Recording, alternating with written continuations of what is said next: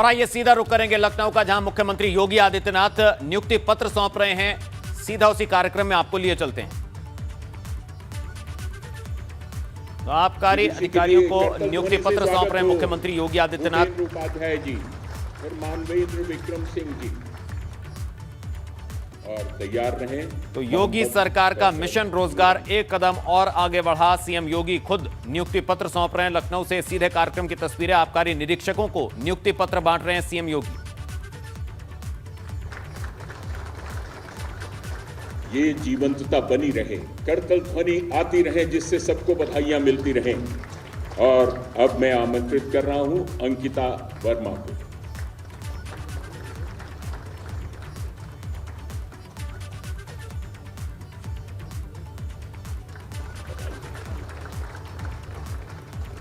तो सरकारी विभाग में खाली पड़े पदों पर नियुक्ति का एक कदम और बढ़ाया।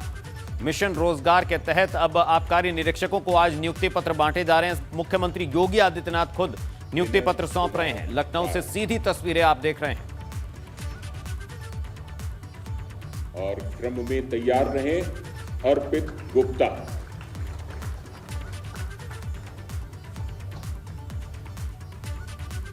उस कार्यक्रम में आबकारी निरीक्षकों से नियुक्ति पत्र बांटने के बाद संवाद भी करेंगे, बातचीत करेंगे सीएम योगी।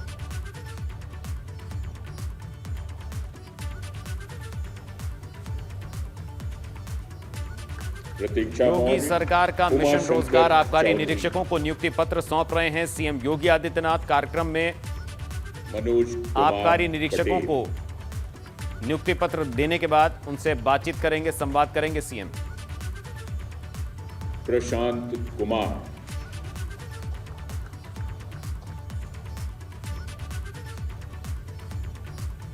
रूपाली कोरी,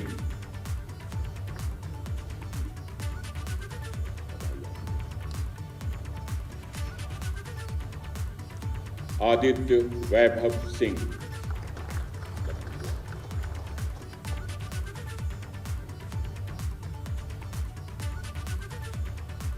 आते जाइए सार्थक चावला। ये लय, ये गति धीमी ना पड़े, उत्साह बना रहे, रोमांच बना रहे। ये बहुत ही ऐतिहासिक और गौरव के पल हैं। नेहा यादव, नेहा यादव, राजेश मिश्र,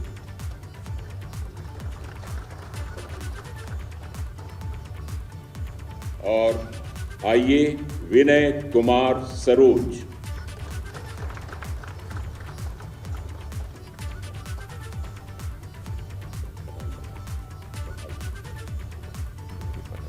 मधु तिवारी,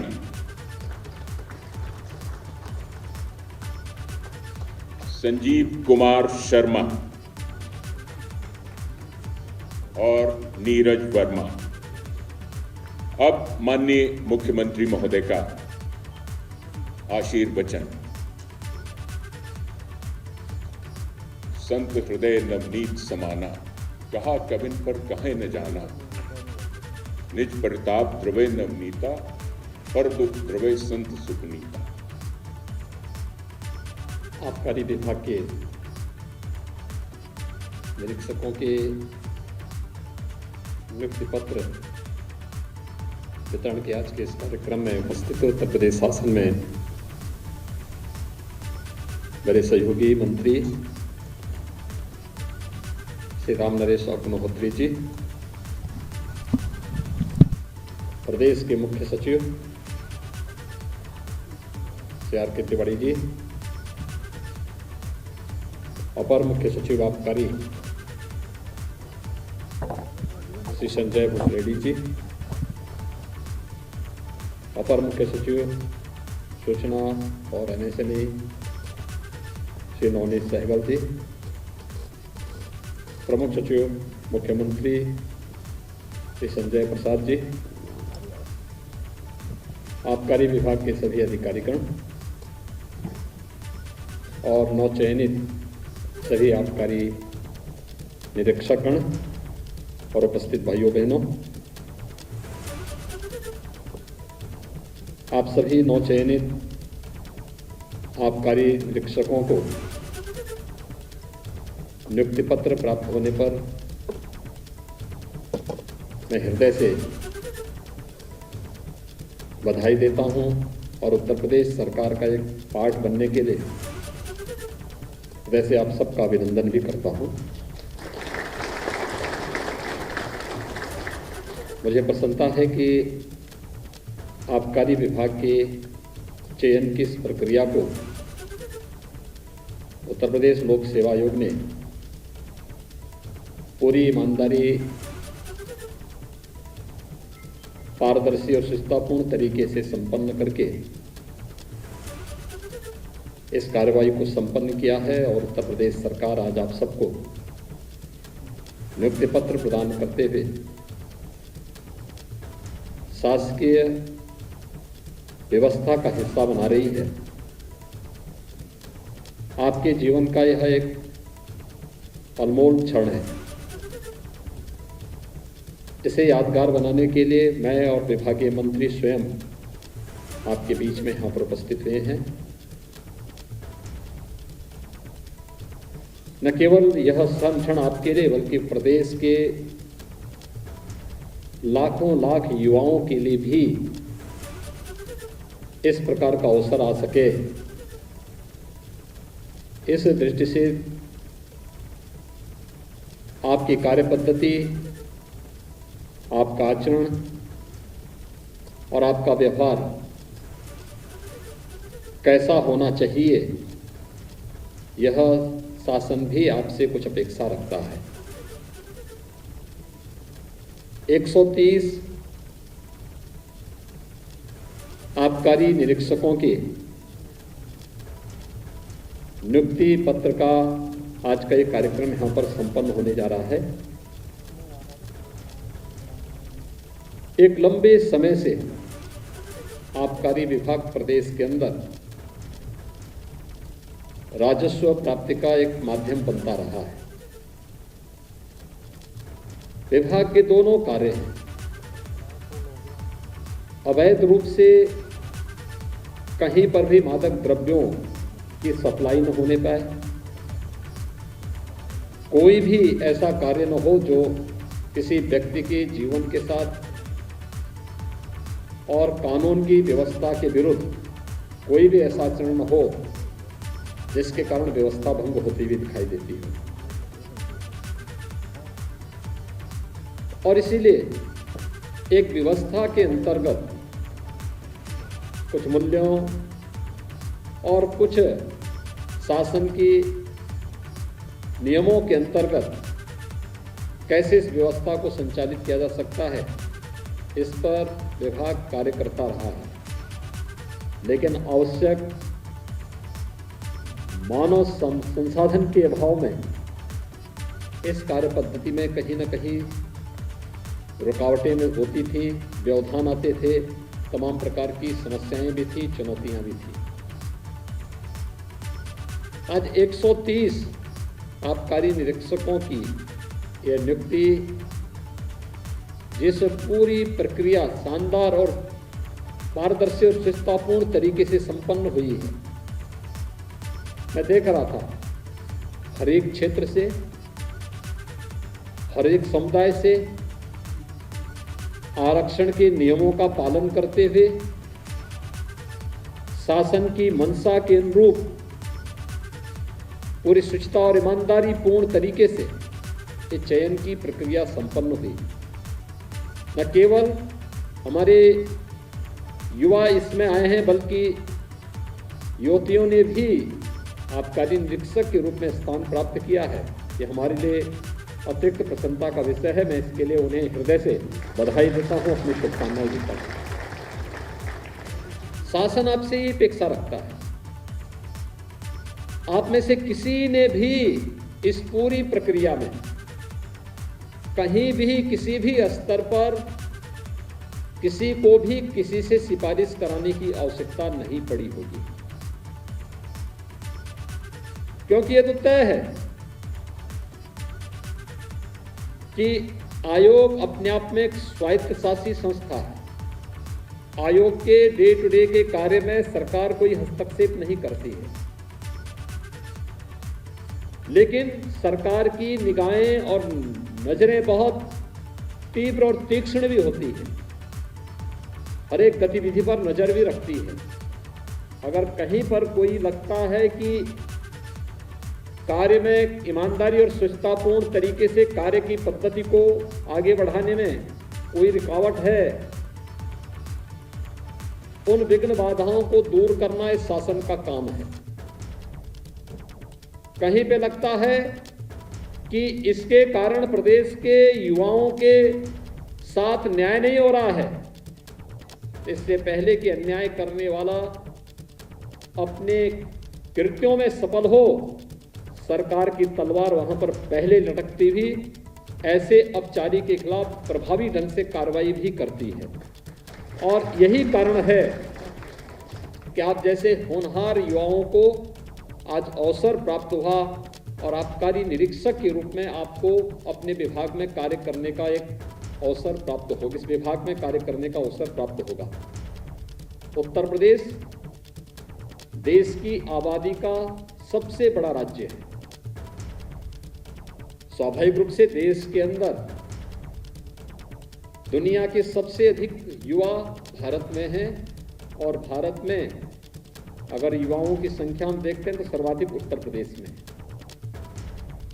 उत्तर प्रदेश के इन युवाओं की ऊर्जा का लाभ प्रदेश को भी और देश को मिल सके, सरकार की हमेशा मंशा रही है और सरकार उसके अनुरूप ही कार्य भी करती रही है। इसलिए सरकार का एक प्रयास रहा है कि हम अधिक से अधिक नौकरियों का सृजन कर सकें, युवाओं के लिए अधिक से अधिक रोजगार और स्वतः रोजगार को आगे बढ़ा सकें। सरकार निरंतर इस पर प्रयास करती रही। आज से 4.5 वर्ष पहले प्रदेश के अंदर स्वच्छता और ईमानदारी का अभाव था।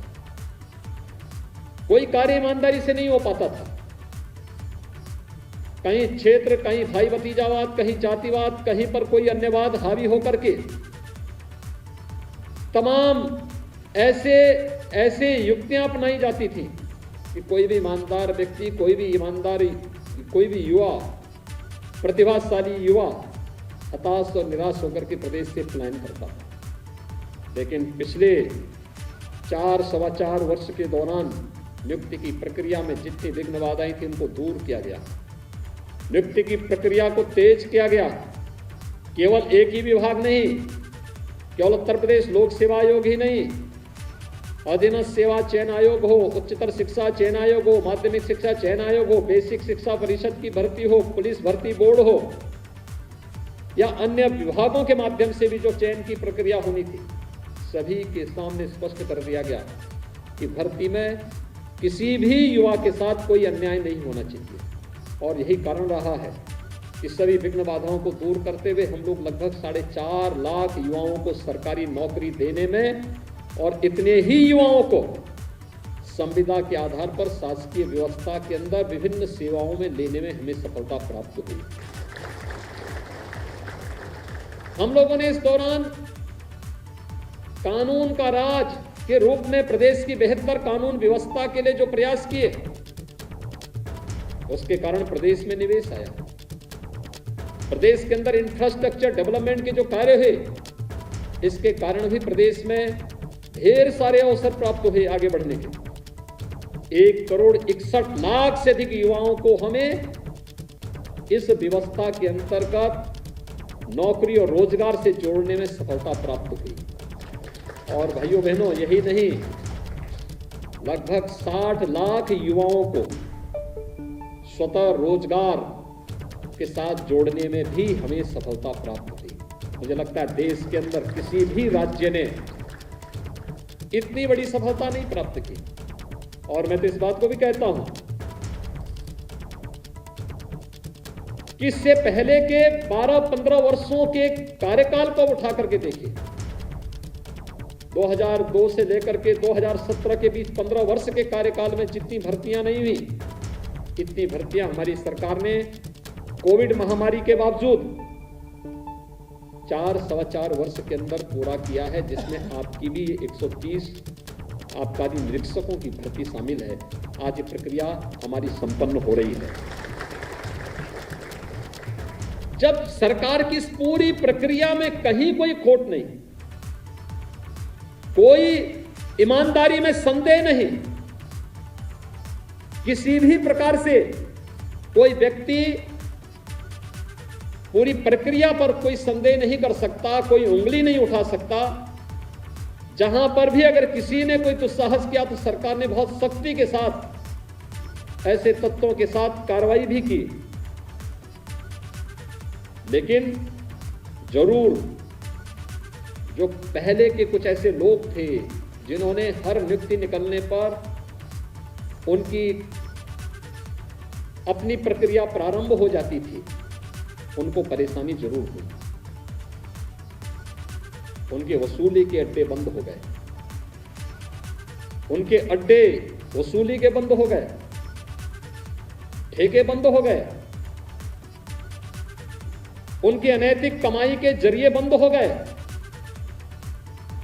इनमें से बहुत सारे लोगों को तो सरकार निकाल करके ला करके या तो जेलों के अंदर डाली, उनकी संपत्तियों को जब्त की। ऐसे अनैतिक कृत्यों में लिप्त लोगों के लगभग 1500 करोड़ रुपए की अधिक से अधिक की संपत्ति अब तक हम लोग जब्त भी करवा चुके हैं। तो स्वाभाविक रूप से वे कहां चुप बैठने वाले हैं। और इसीलिए आज के इस अवसर पर मैं आप सबसे पहले तो अपील करूंगा, जब सरकार पूरी ईमानदारी के साथ पूरी पारदर्शी और सुचितापूर्ण तरीके से भर्ती की प्रक्रिया को पूरा कर रही है, तो आपसे भी अपेक्षा रखती है कि आप भी इसी ईमानदारी और इसी पारदर्शी तरीके से अपने शासकीय व्यवस्था का हिस्सा बनने के बाद अपने उत्तरदायित्वों का निर्वहन करेंगे। यह अपेक्षा सरकार सबसे पहले आपसे रखती है। याद रखना, सरकार की व्यवस्था अनुशासन से चलती है, परिश्रम से चलती है। हम जितने भी लोग हैं, जितने भी सरकारी सेवक हैं, हमारा कार्य जनता की सेवा करना है। हम जनता के मालिक नहीं हैं, जनता हमारी मालिक है। जनता जब टैक्स देती है, एक एक नागरिक जब टैक्स देता है, वह राजस्व के रूप में एकत्र होता है और वही फिर हमें वेतन और भत्तों के रूप में न केवल सर्विस काल में बल्कि सर्विस काल के बाद भी वही राशि हमारे लिए उपयोगी हो पाती है। तो फिर हमारा दायित्व है कि अपने उन मालिकों के साथ हम लोग उसी प्रकार की ईमानदारी भी बरतें। उनके साथ कहीं अन्याय नहीं होना चाहिए, कोई दुर्व्यवहार नहीं होना चाहिए, कोई भी ऐसा कार्य नहीं होना चाहिए जो हम लोगों की आत्मा को कचोटे। कोई भी इस प्रकार का कार्य न हो। आम जनमानस के साथ कोई भी दुर्व्यवहार का कार्य नहीं हो, उत्पीड़न का कार्य न हो, उनके साथ कोई भी इस प्रकार का कार्य न हो जिससे एक निर्दोष व्यक्ति अनावश्यक रूप से किसी शासकीय प्रताड़ना का शिकार बनकर के फिर व्यवस्था को कोसे। क्योंकि वह व्यक्ति तो आपको जब शासन को टैक्स देता है, उससे आपका और पूरी व्यवस्था का संचालन होता है, तो उसके प्रति हमारी जवाबदेही होनी चाहिए। और ये तभी हो सकता है जब समयबद्धता, जीवन में अनुशासन का पूरा पालन करते हुए पूरी ईमानदारी और पूरी सुचितापूर्ण तरीके से शासकीय व्यवस्था का हिस्सा बनकर के अपनी अपनी जिम्मेदारियों का ईमानदारी पूर्वक निर्वहन करें। और ये कार्रवाई हमें हर एक शासकीय सेवक का दायित्व बनता है, हर एक का दायित्व बनता है कि हम इस कार्य का निर्वहन ईमानदारी पूर्वक करें। दूसरा, मेरा प्रदेश के युवाओं से भी अपील है कि वे किसी के बहकावे में ना, क्योंकि ये बहकाने वाले लोग वही हैं जिन्होंने प्रदेश के युवाओं को, जिनको आज सरकारी नौकरी के पत्र हाथों हाथ मिल रहे हैं, नहीं तो ये पत्र मिलने में इनको कितने परेशानी होती थी। एक एक कार्यालय में 10-10 बार, 20-20 बार जाते थे नियुक्ति पत्र के नाम पर। पहले तो परीक्षाओं के नाम पर, फिर परिणाम के नाम पर, फिर नियुक्ति के नाम पर, फिर अन्य तमाम प्रकार से प्रताड़ित करने की जो एक व्यवस्था चली आ रही थी, आज वह नहीं हो सकता। कोई गलत नहीं कर सकता है, और जिसको अपनी प्रॉपर्टी जब्त करवानी हो वह गलत करेगा। जिसको अपने आने वाली व्यवस्था के लिए पूरे सारे रास्ते बंद करने हो वह अन्याय करेगा, अन्यथा किसी को अन्याय करने की छूट नहीं दी जा सकती। और इसीलिए मेरी प्रदेश के युवाओं से भी यही अपील है कि जैसे आज यहां पर अभी 3 दिन पहले भी मैंने 536 ग्रामीण विकास से जुड़े हुए अधिकारियों को नियुक्ति पत्र का एक कार्य संपन्न किया है। उसमें व्यायाम शिक्षक भी थे। ग्रामीण क्षेत्र में विभिन्न प्रकार की एक्टिविटीज को आगे बढ़ाने वाले अधिकारियों की भी एक टीम थी, उनको नियुक्ति पत्र जारी किया था। अभी परसों हम लोग फिर 6000 बेसिक शिक्षा परिषद के शिक्षकों को नियुक्ति पत्र देने जा रहे हैं। यानी ये सभी प्रक्रिया एक साथ जुड़ रही है, एक एक करके, और ये निरंतर चलेगी। आप देखना, दिसंबर तक हम लोग 50,000 से अधिक नियुक्ति फिर से करने जा रहे हैं। 50,000 नए नौजवानों को फिर से नौकरी मिलेगी।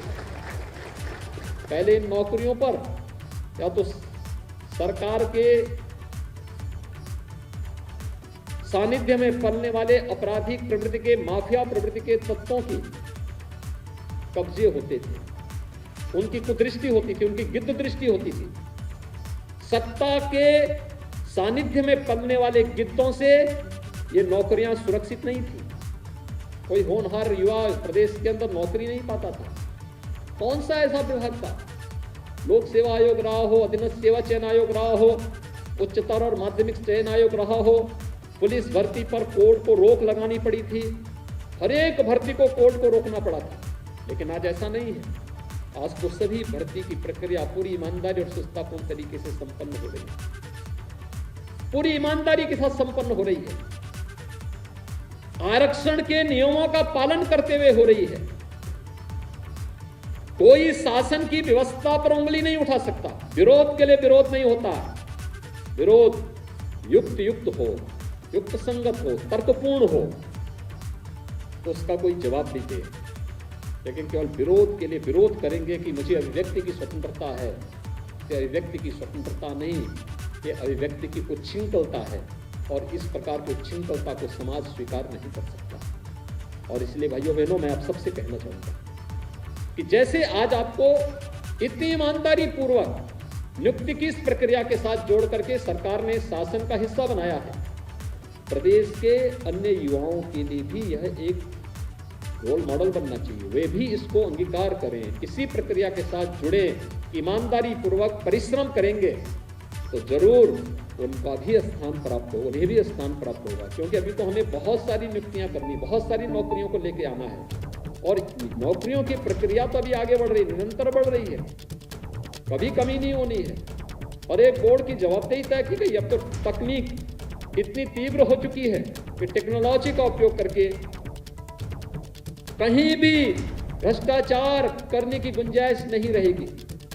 इसलिए जो मेहनत करेगा, परिश्रम करेगा, वही स्थान भी प्राप्त करेगा।